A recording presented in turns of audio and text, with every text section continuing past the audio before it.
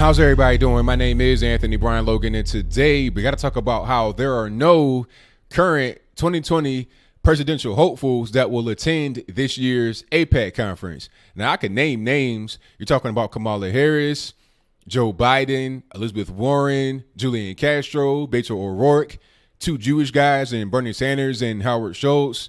I mean, the list goes on. And if you don't know what AIPAC is, that is the America-Israel Public Affairs Committee. It is not a political action committee like a super PAC. It's more of a lobbying group, just like NRA, Greenpeace, Oxfam, Sierra Club, etc.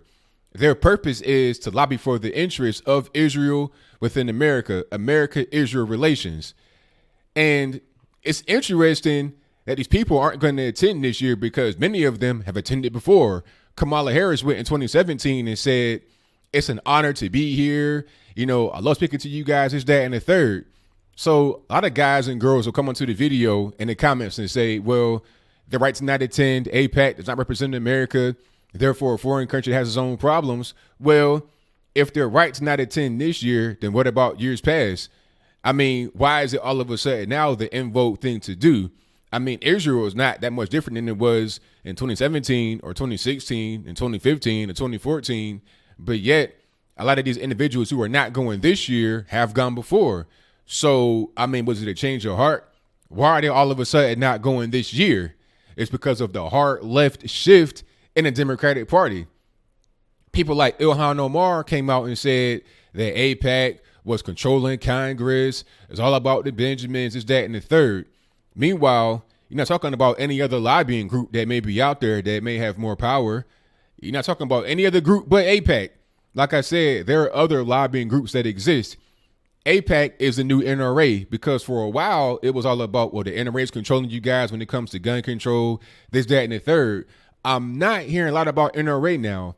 I'm hearing more about AIPAC. It's pretty interesting. I think Ilhan Omar is the one that started this whole wave of anti-Israel sentiment in the Democratic Party. It was already there to a certain extent because they don't like Benjamin Netanyahu. They think he's a right-wing extremist or something like that. They don't like the land settlements in Golan Heights, which Trump is behind, by the way. To speak about him, and then I'll get right back to it. Trump recently came out and said that he supports Israel's sovereignty over Golan Heights, which is a piece of land that's technically within Syria's boundary that was taken during the 6-Day War back in the day by Israel.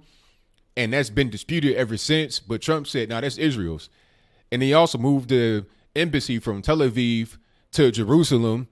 And he broke apart the Iran deal, or at least supports breaking it apart. So really, Trump is a pro-Israel, pro-Jewish guy. His daughter has converted to Judaism.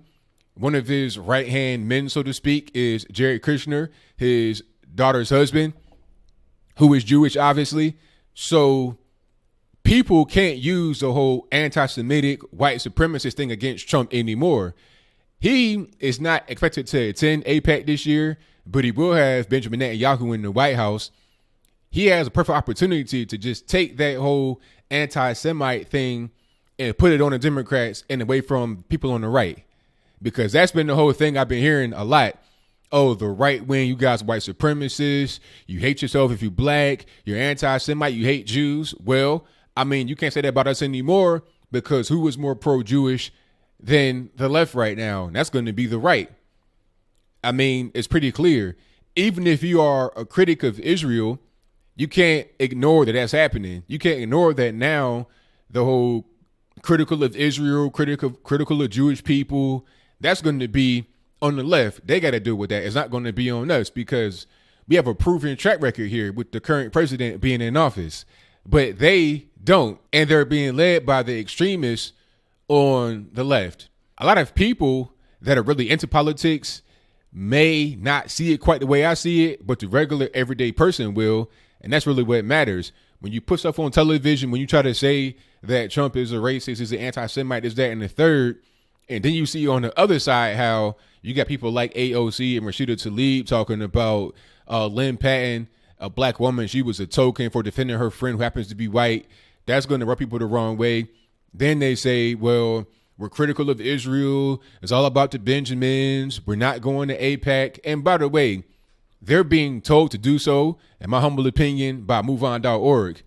And the reason why I say it's my opinion is because they have come out and said that they need to just not go. Now, I'm not sure if the people that aren't going to go did so because MoveOn.org told them to, but it doesn't look good. It's easier for us to just take advantage of that and say, well, look, they're being controlled by a lobbying group, while at the same time saying that another lobbying group is bad because representing Israel. MoveOn.org represents a lot of violence, a lot of destructiveness within America. Does AIPAC do that? So if you're going to talk about lobbying groups, which one is better than the other? MoveOn.org or AIPAC? If you had to pick one to be in, which would it be? I mean, I go to AIPAC rather than MoveOn.org. Quite frankly, I'm not involved in any kind of lobbying groups officially, but if I had to pick one and they say, okay, which one would you rather be a part of? Which one represents you the most? It definitely wouldn't be MoveOn.org with all the socialism, the anti-Trump, anti-conservative, anti-everything I stand for. It'd be AIPAC. I'm not Jewish, of course, but they are more aligned with me than the other group. So that's what that is. Although Trump is not scheduled to go to AIPAC, he should go. He should go, be a surprise thing. He should give an hour-long speech the same way he did at CPAC. That'd just be marvelous. And then just lay into the Democrats, do what he has been doing for the past couple of weeks, if not couple of months, and label them as anti-Jewish, anti-Israel, and put that label on them rather than having that monkey being on our back, because it does not deserve to be there. That is pretty much all I got for that. What do you think? Do you think that these Democratic candidates should not go to the AIPAC conference? If you think that way, please explain to me why is it a bad thing to go to the AIPAC conference, especially when many of them have gone before. Kamala Harris 2 years ago talking about it's an honor to be here. Why all of a sudden it's now not honored to be there? Do you think they're not going because it's an off year? I've heard that as well. I read that as well. I didn't hear it. I read it in the article. They said it's kind of a thing to not go to AIPAC when you're on an off year. You go in the year of your election because it gives you more of it kind of heightens you up a little bit. If that's the case, then why did MoveOn.org need to say boycott the event to all the Democratic candidates? If that's the case, then why did they not really rebuke Ilhan Omar for her anti-AIPAC and anti-Israel statements? They had this blanket thing talking about we condemn all forms of discrimination. Why not rebuke what she said specifically rather than rebuking everything? You're not getting down to the core of the actual issue there. Okay, I think it's pretty clear where the Democratic Party is going. I, for one, I'm going to sit back, enjoy the show, get a box of popcorn, kick back, and let them just burn away while we continue to take the moral high ground on our side. Actually, it's like it's being given to us. They're punting the moral football into our hands. Whatever your comments are, please let me know in the comments below. And that's all I got to say for this video. If you like what you heard, please comment, rate, share, and subscribe. Peace.